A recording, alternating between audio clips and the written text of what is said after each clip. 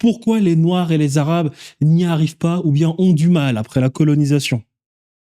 Pour comprendre une bonne fois pour toutes qui a le plus de chances de s'assimiler et qui a le moins de chances de s'assimiler, je vais vous demander de retenir ces 5 points, 5 ou 4 points qui concernent une population, une société, un clan, un peuple.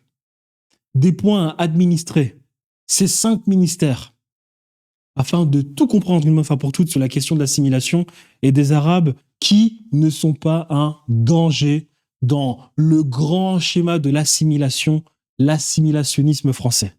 1. Le point économique. 2. Le point culturel. D'accord? 3. Le point spirituel. 4. Le point traditionnel. Et 5. Le point identitaire.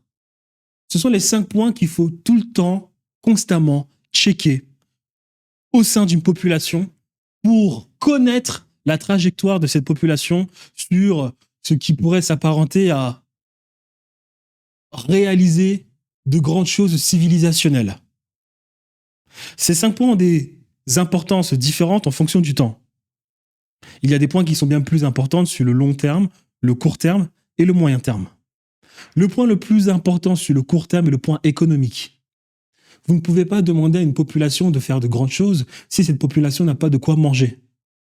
Voilà pourquoi lorsqu'on esclavagise des populations, on commence toujours d'abord par le point économique de la chose. Les priver de leurs terres. Parce que lorsque ces personnes n'arrivent pas à manger, pour ce qui sera des 4 autres points, il sera bien plus facile de les déstabiliser. Donc le point économique est le point le plus important pour déstabiliser une population sur le court terme. Mais lorsqu'on parle du moyen et long terme, les points les plus importants sont les 4 autres points et non pas le point économique. C'est-à-dire l'identitaire, le traditionnel, le spirituel et le culturel. Parce que ces 4 points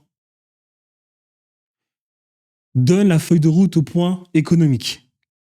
Ce qui veut dire, lorsque vous avez des personnes qui sont en harmonie les unes envers les autres, l'économie ne peut être que harmonieuse. Lorsque vous avez des personnes qui sont malades au sein d'un groupe, l'économie ne peut être que malade. Lorsque vous avez des personnes qui sont amnésiques, qui n'ont pas d'identité, qui n'ont plus de fondement au sein de leur organisation, il est impossible qu'une économie soit bien organisée dans ces conditions.